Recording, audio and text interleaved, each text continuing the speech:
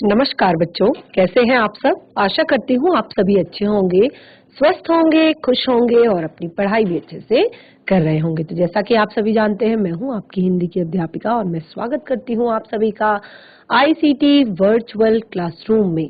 और आज हम यहाँ पर एकत्रित हुए हैं पढ़ने के लिए क्लास 9 की हिंदी। क्लास 9 की हिंदी में काफी समय से हम अपने हिंदी व्याकरण का टॉपिक पढ़ रहे हैं, विराम चिन्ह, पंक्चुएशन मार्क।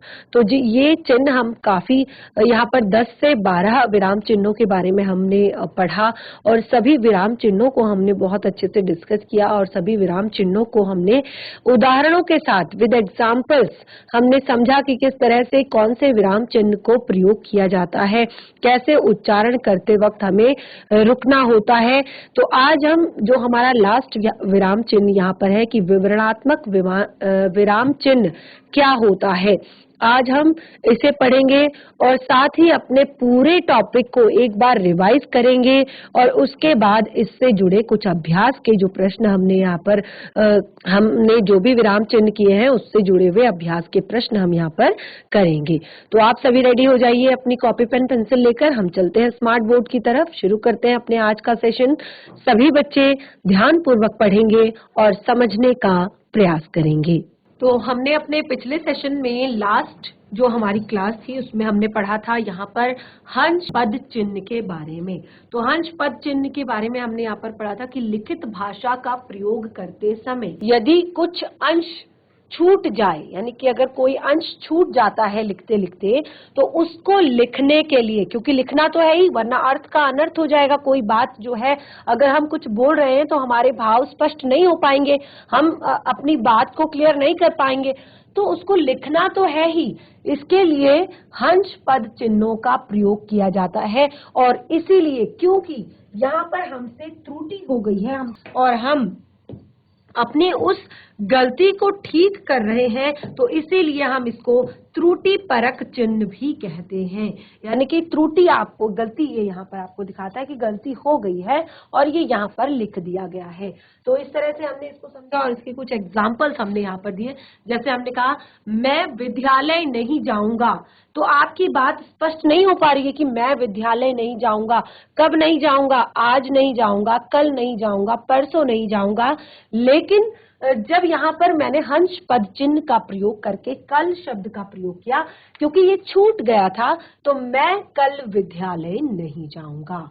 या हमें सदा सदा सदा बोलना चाहिए, सदा बोलना चाहिए। तो बोलना चाहिए ये सबको पता है, लेकिन सदा बोलना चाहिए ये कुछ यहाँ पर मैच नहीं हो रहा है, थोड़ा सा ठीक सा नहीं लग रहा है बोलने में। तो हमें लगा कि यहाँ पर हमसे कुछ छूट गया है, हमने लिखते लिखते कुछ गलती कर दी है। तो हमने लिखा हमें यानी कि सदा सत्य बोलना चाहिए। ठीक है, तो इस तरह से हमने हंस पद चिन्हों का यहाँ पर प्रयोग किया।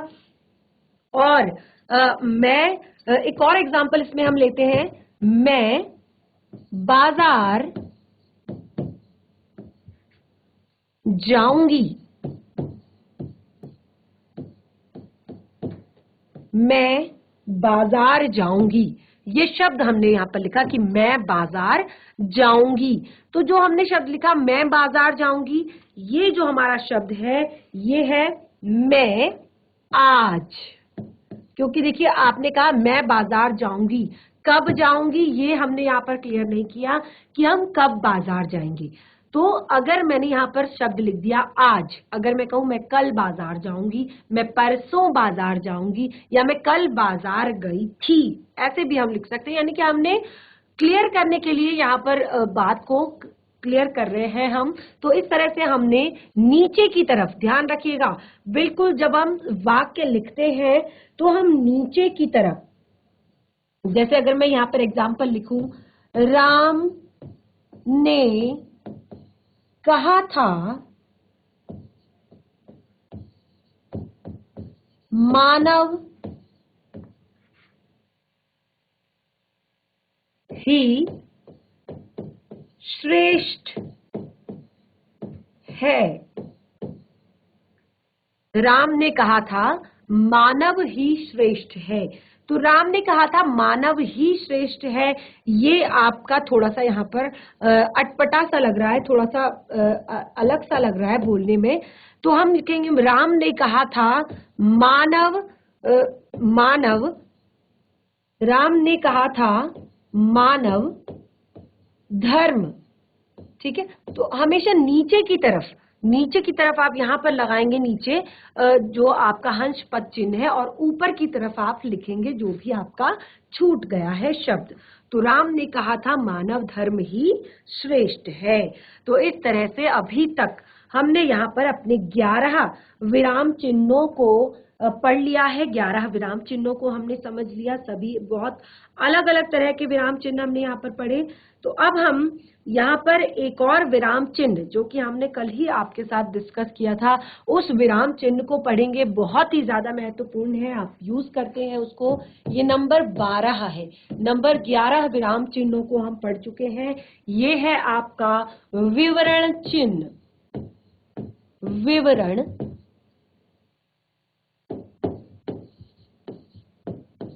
चिन्ह, और इस तरह से इसको लिखा जाता है। इस तरह से इसको लिखा जाता है, इसे विवरण चिन्ह कहते हैं। तो देखिए, जब हमें कुछ सूचना देनी होती है, कोई भी सूचना, कोई भी निर्देश हमें देने होते हैं, तो इस तरह के चिन्ह का हम प्रयोग करते हैं। तो इसको हम यहाँ पर लिख लेते हैं। किसी भी सूचना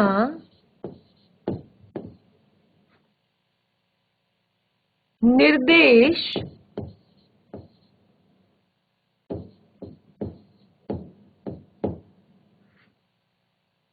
आदि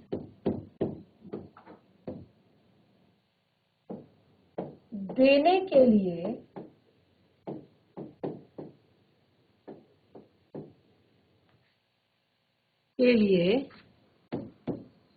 विवरण चिन्ह का प्रयोग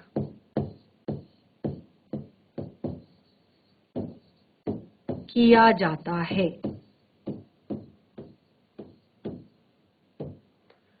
किसी भी सूचना, निर्देश आदि को देने के लिए विवरण चिन्ह का प्रयोग किया जाता है। ठीक है, तो कैसे किया जाता है ये भी हम यहाँ पर देख लेते हैं। एग्जाम्पल से इसको समझ लेते हैं। देखिए, जैसे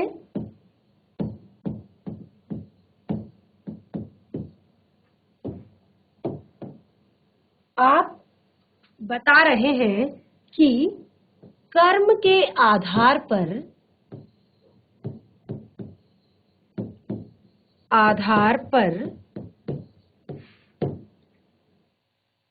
क्रिया के 2 भेद होते हैं। कर्म के आधार पर क्रिया के 2 भेद होते हैं। कौन कौन से भेद होते हैं? इस तरह से आप यहाँ पर फिर चिन्ह का प्रयोग करेंगे। इसको हम अलग कलर से लिखेंगे ताकि आपको चीजें क्लियर हो जाए। कर्म के आधार पर क्रिया के 2 भेद होते हैं, और आप इस तरह का चिन्ह लगाएंगे। और उसके बाद देखिए, ये यहाँ पर 2 नहीं, इस तरह से एक ही आपका ये चिन्ह है। 2 भेद होते हैं। कौन कौन से 2 भेद होते हैं? अकर्मक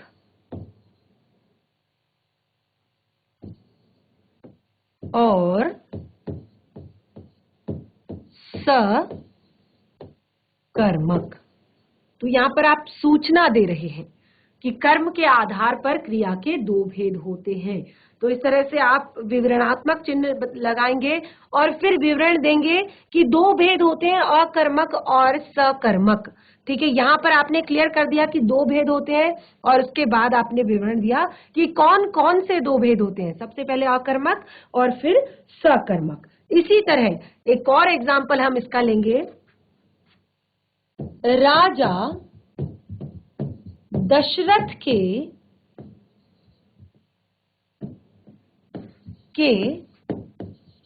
4 पुत्र थे। राजा दशरथ के 4 पुत्र थे। फिर से हमने विवरणात्मक चिन्ह लगाया और फिर हम चारों पुत्रों का विवरण यहां पर देंगे, जैसे राम, लक्ष्मण, भरत और शत्रुघ्न।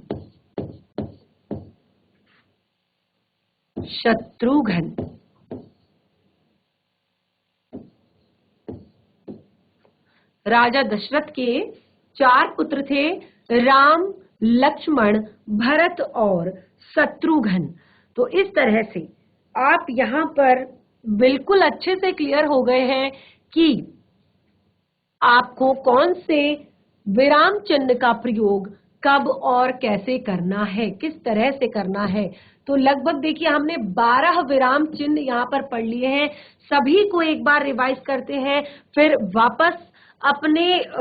वापस जाकर हम इनको सभी से जुड़े हुए कुछ एग्जाम्पल हम यहाँ पर करेंगे।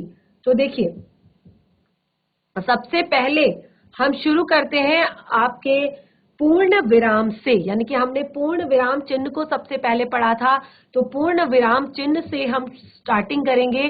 पूर्ण विराम चिन्ह को हमने रिवाइज भी कर लिया था, लेकिन चूंकि हम अभी यहाँ पर हम अभ्यास से जुड़े हुए प्रश्न करने वाले हैं, तो एक बार हम फिर से रिवाइज करेंगे चीजों को। पूर्ण विराम चिन्ह सबसे पहला, तो यहाँ पर हमने कहा कि जब कोई भाव पूर्ण हो जाता है, जब कोई किसी भाव या विचार की पूर्णता समाप्त हो जाता है, कोई विचार कोई भाव, तो वहां पर हम पूर्ण विराम चिन्हों का प्रयोग करते हैं। इसके एग्जाम्पल भी हमने यहाँ पर बहुत सारे लिखे हैं, और जैसे कि अध्यापक छात्रों को पढ़ाते हैं, या माली पौधों की देखभाल करता है, रमेश घर जाता है, आयुष नहीं पढ़ता है, जल्दी आओ। तो इस तरह हमने यहाँ पर बहुत सारे एग्जाम्पल आप लोगों को बताए थे, और यहाँ पर भी आपके लिए बहुत सारे एग्जाम्पल लिखे हुए हैं। जैसे हमने कहा अध्यापक छात्रों को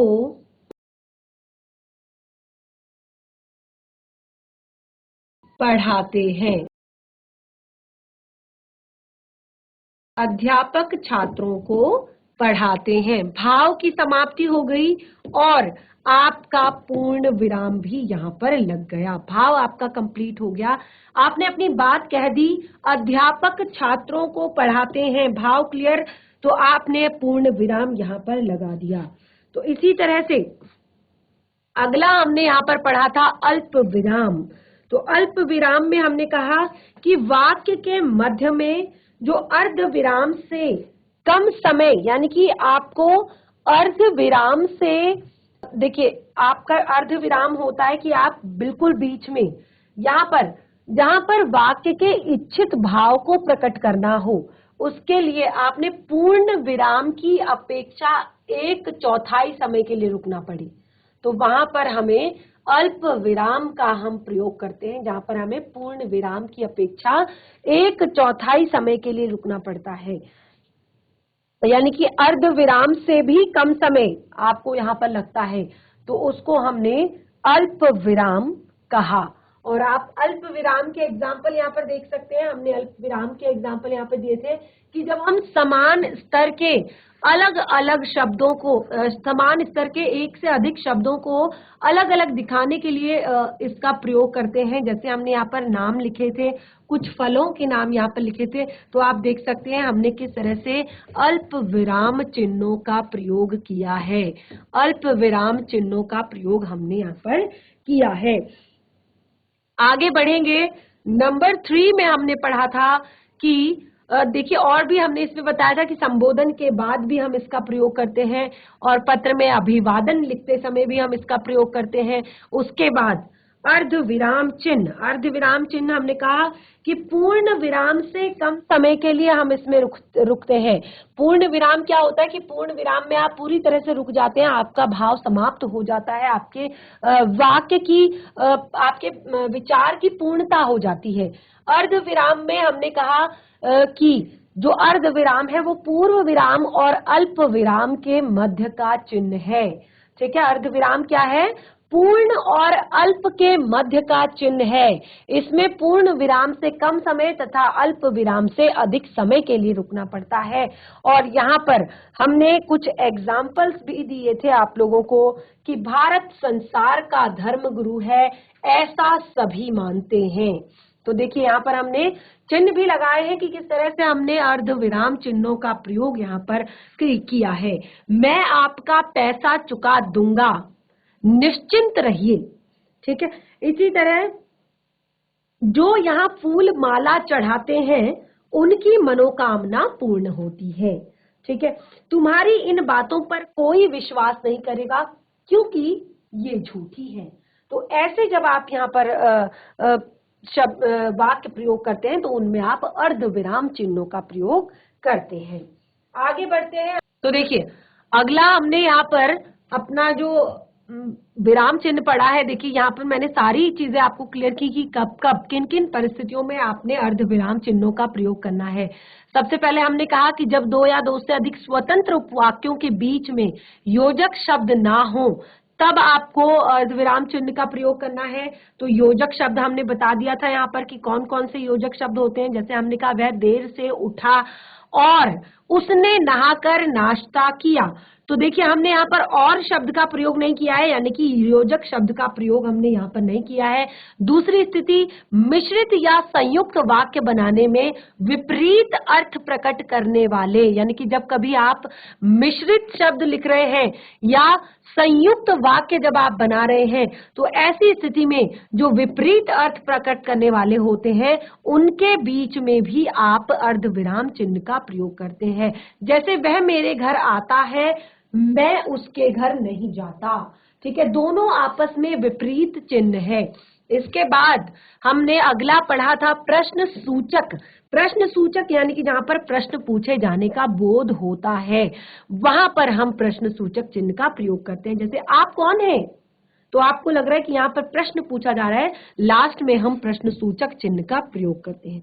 आप कहाँ से आए हैं, आपका नाम क्या है, आप क्या काम करते हैं। तो जब हम प्रश्न पूछते हैं तब हम प्रश्न सूचक चिन्ह लगाते हैं। आगे हमने पढ़ा था विस्मयादि बोधक।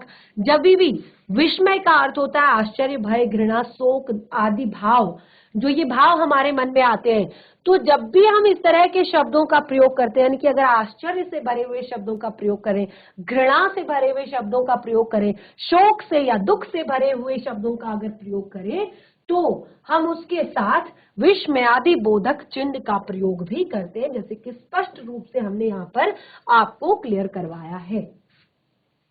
आगे बढ़ते हैं। आगे हमने निर्देशक चिन्ह आपको एक बताया था। देखिए यहाँ पर एक छोटी सी यहाँ पर एक कंफ्यूज करने वाली चीज आपके लिए है, वो है निर्देशक चिन्ह और योजक चिन्ह। तो देखिए दोनों यहाँ पर हमने दिखा रखे हैं। निर्देशक चिन्ह हमने कहा कि निर्देशक चिन्ह का प्रयोग आप तब करते हैं जब किसी विषय विभाग संबंधी जो आप शीर्षक लिख रहे हैं उसके आगे, जैसे कि आप यहाँ पर क्लियर तौर पर देख रहे हैं, हमने हेडिंग डाली है निर्देशक चिन्ह। तो निर्देशक चिन्ह के आगे हमने डैश लगाया है, इस तरह का चिन्ह।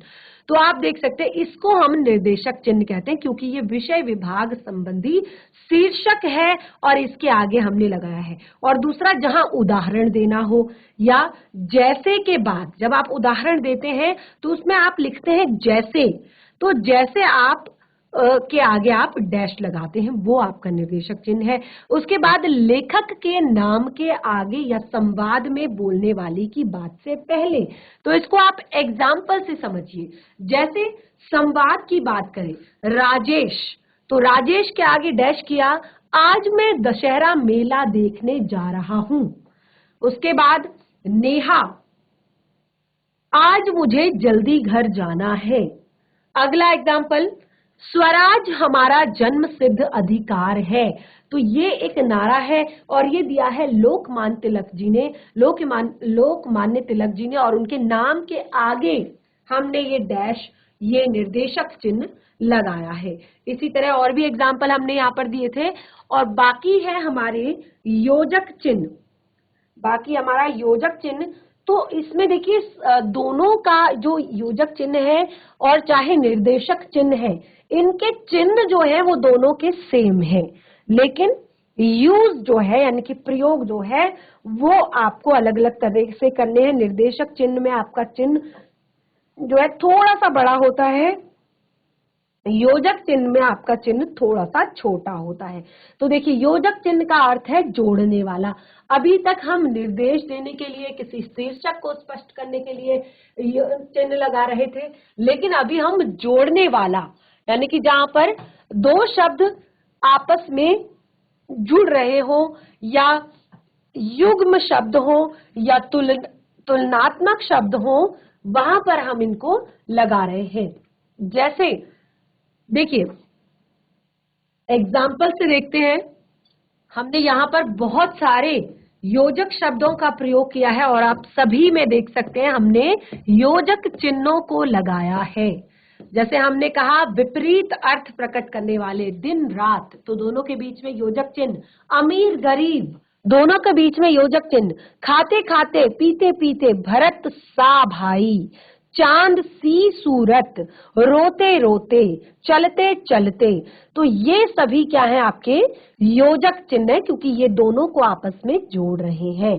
तो अब आपको क्लियर हो गया होगा निर्देशक चिन्ह और योजक चिन्ह में क्या अंतर होता है। उसके बाद हमने उदाहरण चिन्ह के बारे में पढ़ा और दो तरह के उदाहरण चिन्ह पढ़े। जब हम किसी व्यक्ति के कथन को मूल रूप में हम उद्धृत करते हैं तो वहां पर हम दोहरे चिन्ह का प्रयोग करते हैं। और जब इस तरह से बहुत सारे एग्जाम्पल हमने यहाँ पर देखे, और जब किसी के उपनाम, लेख, समाचार पत्र का भी हम प्रयोग करते हैं तो यहाँ पर भी हम क्या करते हैं, हम जो इकहरा आपका उदाहरण चिन्ह होता है उसको हम लगाते हैं। इसी तरह से लाघव चिन्ह के बारे में हमने पढ़ा था। तो लाघव चिन्ह में हमने कहा कि शब्दों को संक्षिप्त रूप में लिखने के लिए, किसी भी चीज को आप छोटा करके जब लिखते हैं, संक्षिप्त रूप में लिखते हैं, संक्षिप्तीकरण जिसका करते हैं, उसके लिए हम लाघव चिन्ह का प्रयोग करते हैं। जैसे हमने यहाँ पर बहुत सारे एग्जाम्पल लिखे। डॉक्टर, तो डॉक्टर को आप शॉर्टकट में इस तरह से लिखते हैं और आप देख सकते हैं यहाँ पर हमने लाघव चिन्ह का प्रयोग किया है। पंडित, पंडित में जब आप पंडित लिखते हैं तो शॉर्टकट में जब आप लिखते हैं तो इस तरह से लाघव चिन्ह का प्रयोग करते हैं। और आगे हमने पूरे पूरे बड़े बड़े शब्द लिखे हैं, जैसे कृपया पृष्ठ उलटिए। आपको हर पन्ने पर इस तरह नहीं लिखा जाता, आपको हर पन्ने पर इस तरह से लिखकर दिखाई देता है। गोस्वामी तुलसीदास, हर जगह आपको पूरा शब्द नहीं, इस तरह से शब्द लिखा हुआ दिखाई देता है। उदाहरण अगर आपको लिखना है तो आप इस तरह से लाघव चिन्ह का प्रयोग करते हैं। तो ये है आपका लाघव चिन्ह। अगला हमने यहाँ पर बताया कोष्टक चिन्ह, और कोष्टक में हमने कहा किसी पद का अर्थ प्रकट करने के लिए, जैसे हमने यहाँ पर कहा सतत, तो सतत का अर्थ होता है लगातार।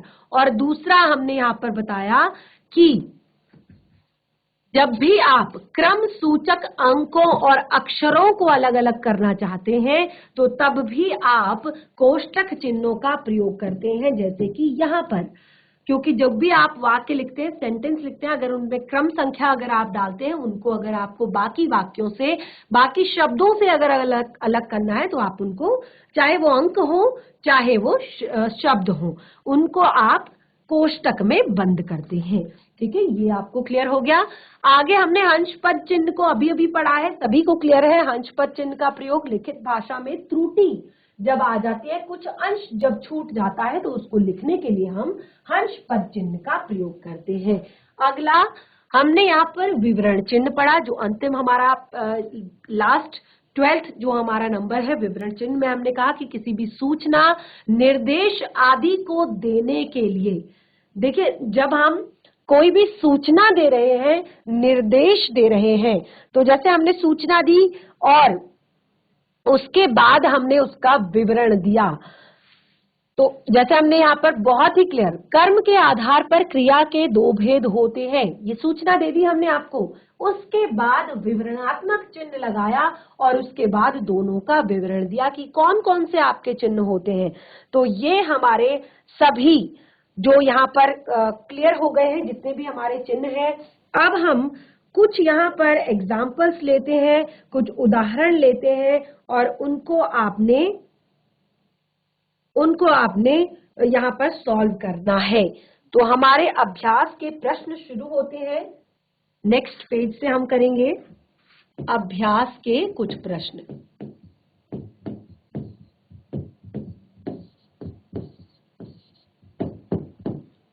अभ्यास प्रश्न, तो देखिए अभ्यास प्रश्न में मैं यहाँ पर कुछ वाक्य लिखूंगी और आपने उनमें क्या करना है, उचित विराम चिन्हों का प्रयोग करना है। देखिए इसको हम यहाँ पर लिख लेते हैं, उचित विराम चिन्ह का प्रयोग। ठीक है, तो अब आपको उचित विराम चिन्हों का प्रयोग करना है। क्या प्रधानाचार्य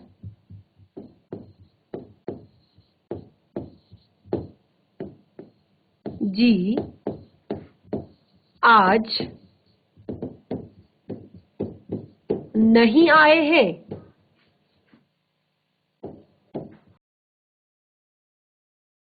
क्या प्रधानाचार्य जी आज नहीं आए हैं?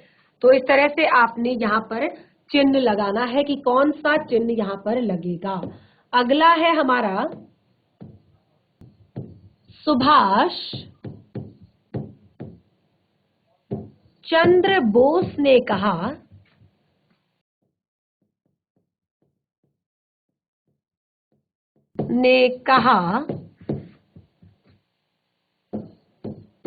तुम मुझे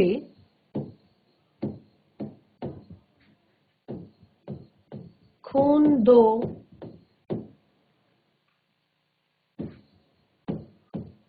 मैं तुम्हें आजादी दूंगा। तुम मुझे खून दो, मैं तुम्हें आजादी दूंगा। तो इसको भी आपने, यहाँ पर भी आपने उचित चिन्ह लगाना है, विराम चिन्ह का प्रयोग करना है। नंबर 3 है आपका, यह पत्र 25 जुलाई 2020 में लिखा गया है।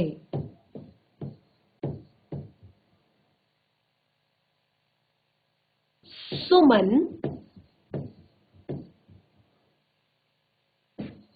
तुमने कितना स्वादिष्ट खाना बनाया है।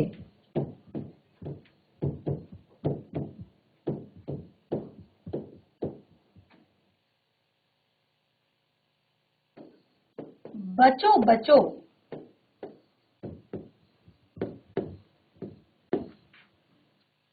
सामने से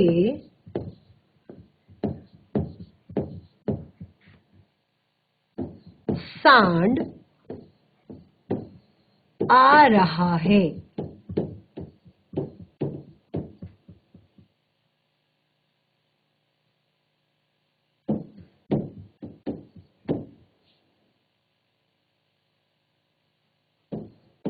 वसंत ऋतु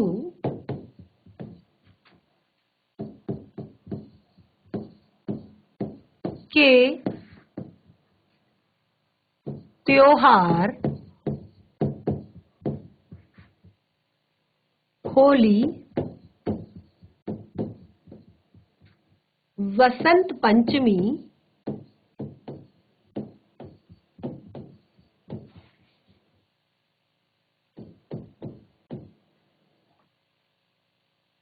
वैसाखी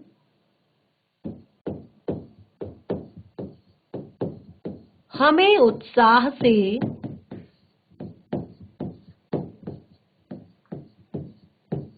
भर जाते हैं।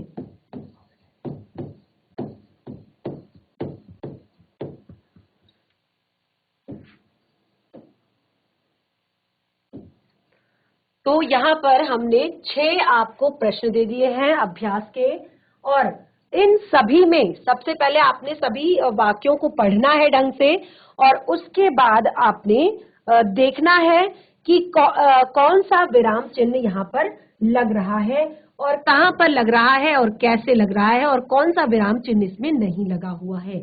तो ये आप स्वयं से देखेंगे और फिर उसके बाद लगाएंगे, और जो नेक्स्ट हमारा सेशन होगा उसमें पूरे के पूरे इस पार्ट का एक यहाँ पर टेस्ट लिया जाएगा, यानी कि पूरे पार्ट से जुड़े हुए हम ऑप्शनल्स जो प्रश्न है वो हम करेंगे। तो अभी आप इसको अपनी कॉपी में नोट डाउन कीजिए। तो बच्चों, विराम चिन्हों से जुड़ा हुआ जो हमारा ये पार्ट था हिंदी व्याकरण का, ये हमारा आज कंप्लीट हो चुका है, और हमने पूरे 12 के जो 12 यहाँ पर विराम चिन्ह है सबको पढ़ लिए हैं, विद एग्जांपल्स पढ़ लिए हैं, और साथ के साथ इनको रिवाइज भी कर लिया है। यानी कि अगर किसी बच्चे का पूरे सेशंस वो नहीं पढ़ पाया तो आज के सेशन को अगर वो पढ़े तो सारे के सारे विराम चिन्ह उसको क्लियर हो जाएंगे विद एग्जाम्पल्स। और साथ की ही जो आज मैंने आप लोगों को होमवर्क दिया है, इस होमवर्क को आप जरूर अपनी कॉपी में नोट डाउन करेंगे, और उसके बाद आप इस पर विराम चिन्हों का प्रयोग करेंगे। जहां पर आप पहले वाक्य को पढ़ेंगे, उसके बाद सूटेबल जो विराम चिन्ह है, यानी कि उचित जो विराम चिन्ह आपको लगता है वो आप यहाँ पर लगाएंगे। तो आज का सेशन हमारा यहीं पे समाप्त होता है। हम मिलेंगे अपने नेक्स्ट सेशन में, तब तक के लिए धन्यवाद। आपका दिन शुभ हो।